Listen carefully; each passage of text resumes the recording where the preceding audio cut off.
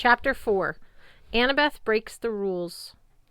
Chiron had insisted we talk about it in the morning, which was kind of like, hey, your life's in mortal danger. Sleep tight. It was hard to fall asleep, but when I finally did, I dreamed of a prison. I saw a boy in a Greek tunic and sandals crouching alone in a massive stone room. The ceiling was open to the night sky, but the walls were 20 feet high, with polished marble, completely smooth. Scattered around the room were wooden crates. Some were cracked and tipped over as if they'd been flung in there. Bronze tools spilled out of one, a compass, a saw, and a bunch of other things I didn't recognize. The boy huddled in the corner, shivering from the cold, or maybe fear. He was splattered in mud. His legs, arms, and face were scraped up as if he'd been dragged here along with the boxes. Then the double oak doors moaned open. 2 guards in bronze armor marched in, holding an old man between them. They flung him to the floor in a battered heap. "Father!" The boy ran to him. The man's robes were in tatters. His hair was streaked with gray, and his beard was long and curly. His nose had been broken. His lips were bloody. The boy took the old man's head in his arms. "What did they do to you?" Then he yelled at the guards. "I'll kill you!" "There'll be no killing today," a voice said. The guards moved aside. Beside him stood a man in white robes. He wore a thin circlet of gold on his head. His beard was pointed like a spear blade. His eyes glittered cruelly. "You helped the Athenian kill my minotaur, Daedalus. You turned my own daughter against me." "You did that yourself, your majesty," the old man croaked. A guard planted a kick in the old man's ribs. He groaned in agony. The young boy cried, "Stop!" "You love your maze so much," the king said. "I have decided to let you stay here. This will be your workshop. Make me new wonders, amuse me. Every maze needs a monster. You shall be mine." "I don't fear you," the old man groaned. The king smiled coldly. He locked his eyes on the boy. "But a man cares about his son, eh? Displease me, old man, and the next time my guards inflict a punishment, it will be on him." The king swept out of the room with his guards, and the doors slammed shut, leaving the boy and his father alone in the darkness. "What will we do?" the boy moaned. "Father, they will kill you." The old man swallowed with difficulty. He tried to smile, but it was a gruesome sight in his bloody mouth. "Take heart, my son," he gazed up at the stars. I will find a way." A bar lowered across the doors with a fatal boom, and I woke up in a cold sweat. I was still feeling shaky the next morning when Chiron called a war council. We met in the sword arena, which I thought was pretty strange, trying to discuss the fate of the camp while Mrs. O'Leary chewed on a life-size squeaky pink rubber yak. Chiron and Quintus stood at the front by the weapon racks. Clarice and Annabeth sat next to each other and led the briefing. Tyson and Grover sat as far away from each other as possible. Also present around the table, Juniper, the tree nymph, Selena Beauregard, Travis and Connor Stoll, Beckendorf, Lee Fletcher, even Argus, our 100-eyed security chief. That's how I knew it was serious. Argus hardly ever shows up unless something really major is going on. The whole time Annabeth spoke, he kept his 100 blue eyes trained on her so hard his whole body turned bloodshot. "Luke must have known about the labyrinth entrance," Annabeth said. "He knew everything about camp." I thought I heard a little pride in her voice, like she still respected the guy, as evil as he was. Juniper cleared her throat. "That's what I was trying to tell you last night. The cave entrance has been there a long time. Luke used to use it." Selena Beauregard frowned. "You knew about the labyrinth entrance and you didn't say anything?" Juniper's face turned green. "I didn't know it was important. Just a cave. I don't like yucky old caves." "She has good taste," Grover said. I wouldn't have paid it any attention. Except, well, it was Luke. She blushed, a little greener. Grover huffed. "Forget what I said about good taste." "Interesting." Quintus polished his sword as he spoke. "And you believe this young man, Luke, would dare use the labyrinth as an invasion route?" "Definitely," Clarice said. "If he could get an army of monsters inside Camp Half-Blood, just pop up in the middle of the woods without having to worry about our magical boundaries, we wouldn't stand a chance. He could wipe us out easy. He must have been planning this for months. He's been sending scouts into the maze, Annabeth said. We know because we found one. Chris Rodriguez, Chiron said. He gave Quintus a meaningful look. Ah, Quintus said. The one in the... Yes, I understand. The one in the what? I asked. Clarice glared at me. The point is, Luke's been looking for a way to navigate the maze. He's searching for Daedalus's workshop. I remembered my dream the night before. The bloody old man in the tattered robes. The guy who created the maze.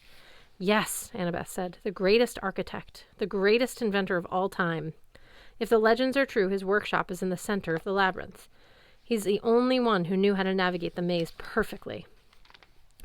If Luke managed to find the workshop and convince Daedalus to help him, Luke wouldn't have to fumble around searching for paths or risk losing his army as in the maze's traps.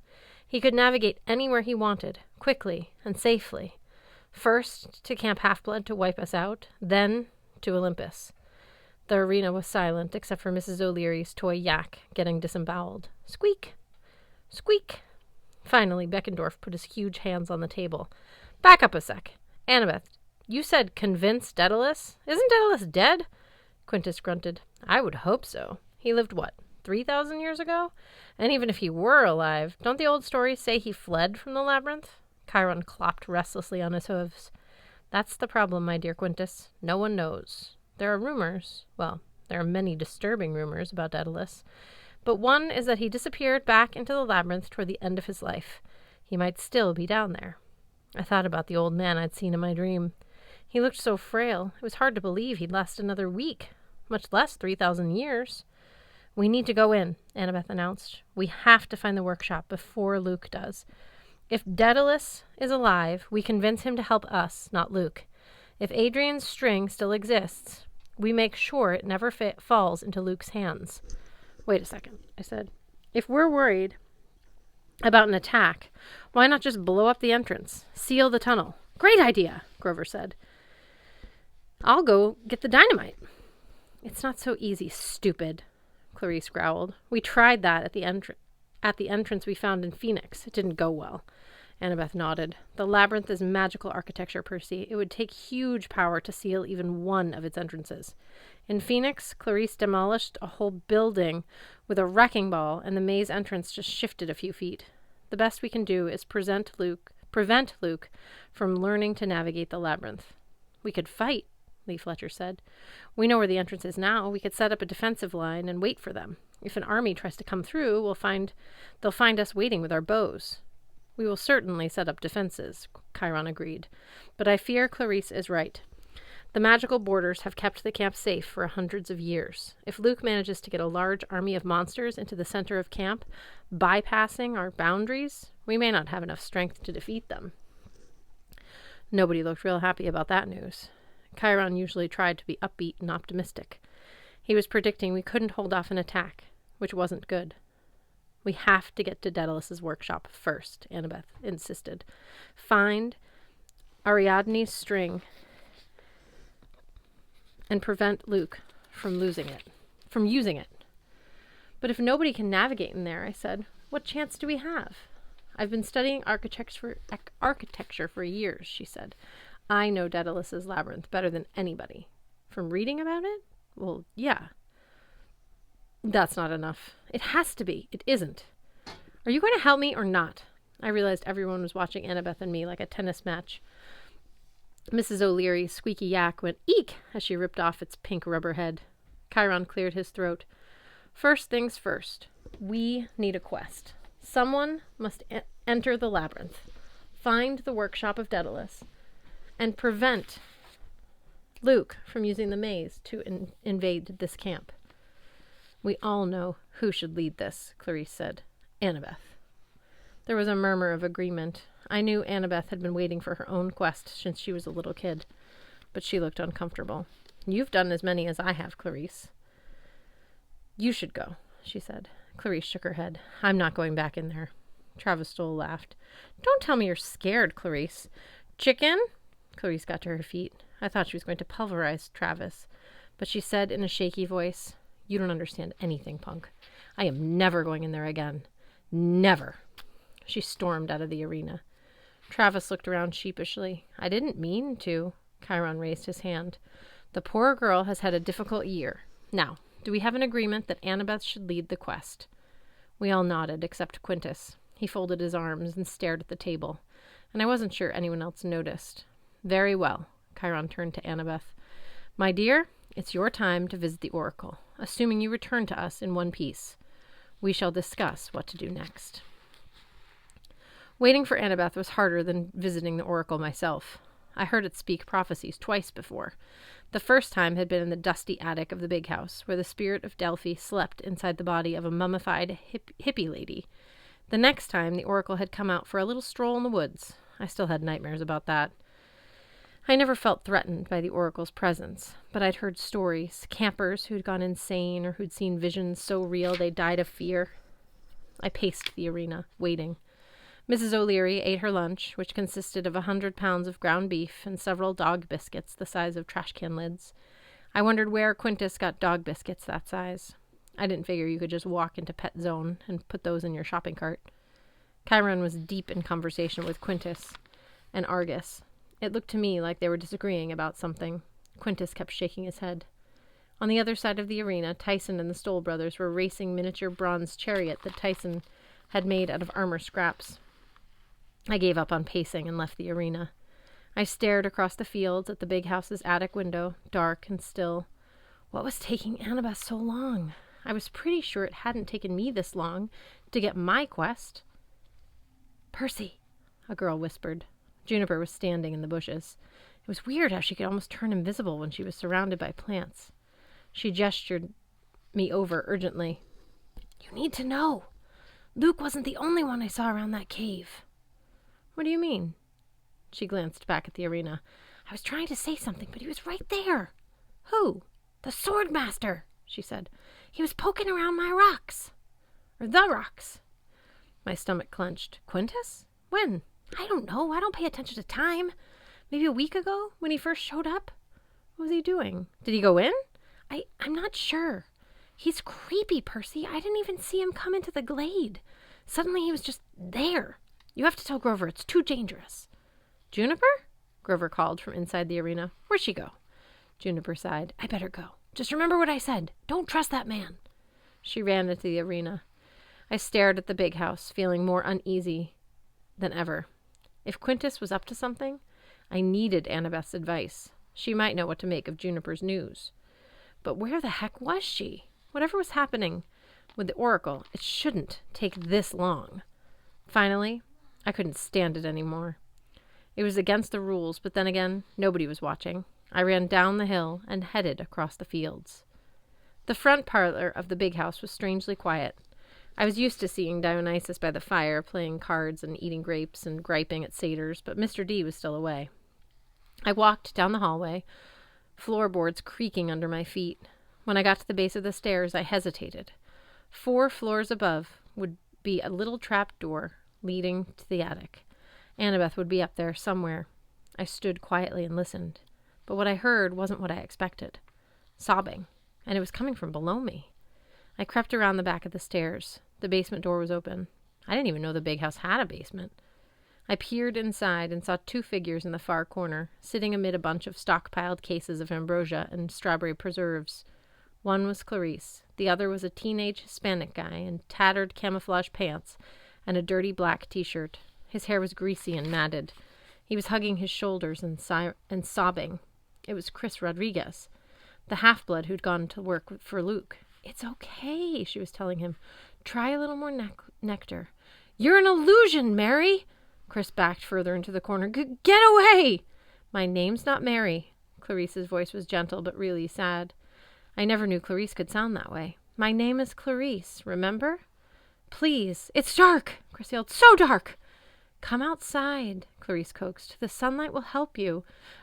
1,000 skulls. The earth keeps healing him." "Chris?" Clarice pleaded. It sounded like she was close to tears. "You have to get better, please. Mr. D will come back soon. He's an expert in madness. Just hang on." Chris's eyes were like a cornered rat's, wild and desperate. "There's no way out, Mary! No way out!" Then he caught a glimpse of me and made a strangled, terrified noise. "The son of Poseidon! He's horrible!" I backed away, hoping Clarice hadn't seen me. I listened for her to come charging out and yell at me, but instead she just kept talking to Chris in a sad, pleading voice, trying to get him to drink the nectar. Maybe she thought I was part of Chris's hallucination, but son of Poseidon? Chris had been looking at me, and yet why did I get the feeling he hadn't been talking about me at all? And Clarice's tenderness. It had never occurred to me that she might like someone, but the way she said Chris's name, she'd known him before he changed sides. She'd known him a lot better than I realized, and now he was shivering in the dark basement, afraid to come out and mumbling something about someone named Mary. No wonder Clarice didn't want anything to do with the labyrinth. What had happened to Chris in there? I heard a creak from above, like the attic door opening, and I ran for the front door. I needed to get out of that house. "My dear," Chiron said, "you made it." Annabeth walked into the arena. She sat on the stone bench and stared at the floor. "Well?" Quintus asked. Annabeth looked at me first. I couldn't tell if she was trying to warn me, or if the look in her eyes was just plain fear. Then she focused on Quintus. "I got the prophecy. I will lead the quest to find Daedalus's workshop." Nobody cheered. I mean, we all liked Annabeth, and we wanted her to have a quest, but this one seemed insanely dangerous. After what I'd seen of Chris Rodriguez, I didn't even want to think about Annabeth descending into that weird maze again. Chiron scraped the hoof on the dirt floor. "What did the prophecy say exactly, my dear? The wording is important." Annabeth took a deep breath. Well, it said, "You shall delve in the darkness of the endless maze." We waited. "The dead, the traitor, and the lost one raise." Grover perked up. "The lost one! That must mean Pan. That's great!" "With the dead and the traitor," I added. "Not so great." "And," Chiron asked, "what is the rest?" "You shall rise or fall by the ghost king's hand," Annabeth said. "The child of Athena's final stand." Everyone looked around uncomfortably. Annabeth was a daughter of Athena, and a final stand didn't sound good. "Hey, we shouldn't jump to conclusions," Selena said. "Annabeth isn't the only child of Athena, right? But who's this ghost king?" Beckendorf asked. No one answered. I thought about the iris message I'd seen of Nico summoning spirits. I had a bad feeling about that the prophecy was connected to that. "Are there more lines?" Chiron asked. "The prophecy doesn't sound complete." Annabeth hesitated. "I don't remember exactly." Chiron raised an eyebrow. Annabeth was known for her memory. She never forgot something she heard. Annabeth shifted on her bench. "Something about destroy with a hero's final breath." "And?" Chiron asked. She stood. "Look, the point is I have to go in. I'll find the workshop and stop Luke. And I need help." She turned to me. "Will you come?" I didn't even hesitate. "I'm in." She smiled for the first time in days, and that made it all worthwhile. "Grover, you too? The wild god is waiting." Grover seemed to forget how much he hated the underground. The line about the lost one had completely energized him. "I'll pack extra recyclables for snacks." "And Tyson?" Annabeth said. "I'll need you too." "Yay! Blow things up time!" Tyson clapped so hard, he woke up Mrs. O'Leary, who was dozing in the corner. "Wait, Annabeth," Chiron said. "This goes against ancient laws. A hero is only allowed 2 companions." "I need them all," she insisted. "Chiron, it's important." I didn't know why she was so certain, but I was happy she included Tyson. I couldn't imagine leaving him behind. He was huge and strong and great at figuring out mechanical things. Unlike satyrs, Cyclopses had no problem underground. "Annabeth," Chiron flicked his tail nervously, "consider well. You will be breaking the ancient laws, and there are always consequences. Last winter, 5 went on a quest to save Artemis. Only 3 came back. Think on that. 3 is a sacred number. There are 3 fates, 3 furies, 3 Olympian sons of Kronos. It is a good, strong number that stands against many dangers. 4? This is risky."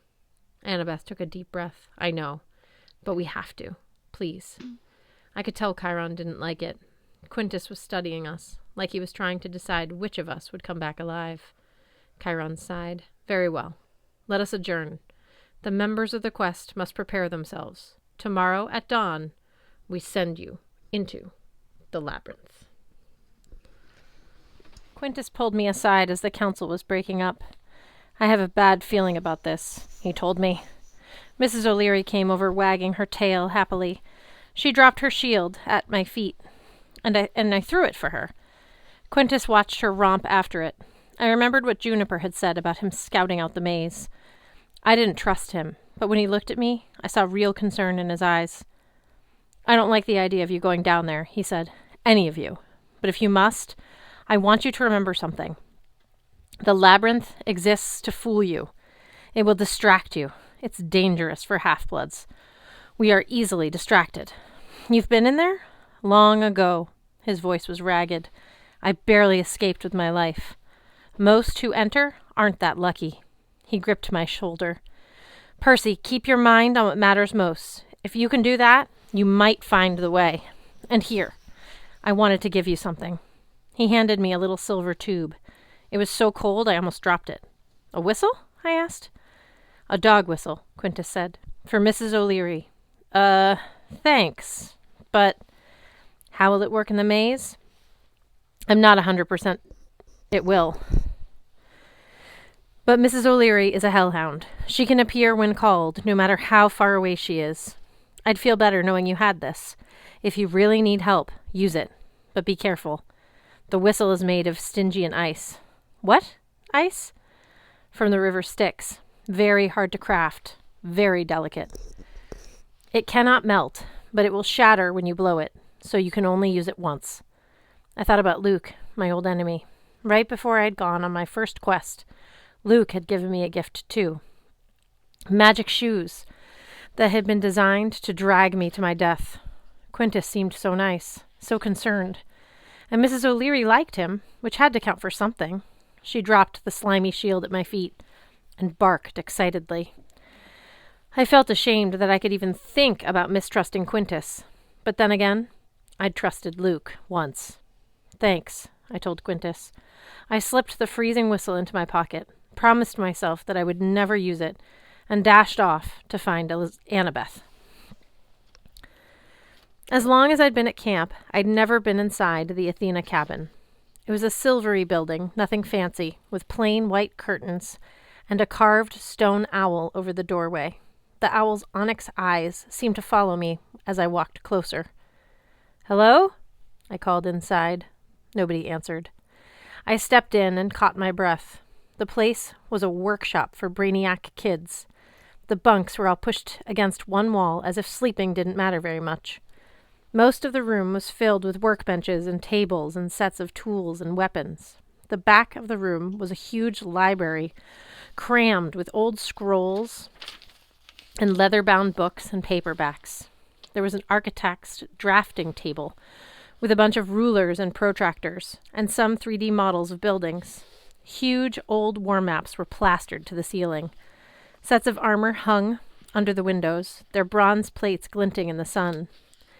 Annabeth stood in the back of the room, rifling through old scrolls. Knock, knock? I said. She turned with a start. Oh! Hi! Didn't hear you. You okay? She frowned at the scrolls in her hands. Just trying to do some research. Daedalus's labyrinth is so huge. None of the stories agree about anything. The maps just lead from nowhere to nowhere.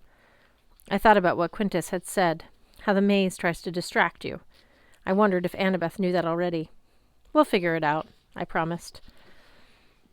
Her hair had come loose and was hanging in a tangled blonde curtain all around her face. Her gray eyes looked almost black. I wanted to lead a quest since I was 7, she said. You're going to do awesome. She looked at me gratefully, but then stared down at the books and scrolls she'd pulled from the shelves. I'm worried, Percy. Maybe I shouldn't have asked you to do this, or Tyson or Grover. Hey, we're your friends. We wouldn't miss it. But, she stopped herself. What is it? I asked. The prophecy? I'm sure it's fine, she said in a small voice. What was the last line? Then she did something that really surprised me. She blinked back tears and put out her arms. I stepped forward and hugged her. Butterflies started turning in my stomach into a mosh pit. Hey, it's okay. I patted her back. I was aware of everything in the room. I felt like I could read the tiniest print on the book on the shelves. Annabeth's hair smelled like lemon soap. She was shivering. Chiron might be right, she muttered. I'm breaking the rules, but I don't know what else to do. I need you three. It just feels right. Then don't worry about it, I managed. We've had plenty of problems before, and we solved them. This is different. I don't want anything to happen to any of you. Behind me, somebody cleared his throat. It was one of Annabeth's half-brothers, Malcolm. His face was bright red. Sorry, he said. Archery practice is starting, Annabeth. Chiron said to come find you. I stepped away from Annabeth. We were just looking at the maps, I said stupidly. Malcolm stared at me. Okay. Tell Chiron I'll be right there, Annabeth said, and Malcolm left in a hurry. Annabeth rubbed her eyes. You go ahead, Percy. I better get ready for archery. I nodded, feeling more confused than I'd ever had in all my life. I wanted to run from the cabin, but then again I didn't. Annabeth, I said, about your prophecy, the line about a hero's last breath. You're wondering what hero? I don't know. No, something else. I was thinking about the last line usually rhymes with the one before it. Was it something about... Did it end with the word death? Annabeth stared down at her scrolls. You better go, Percy. Get ready for the quest. I'll see you in the morning.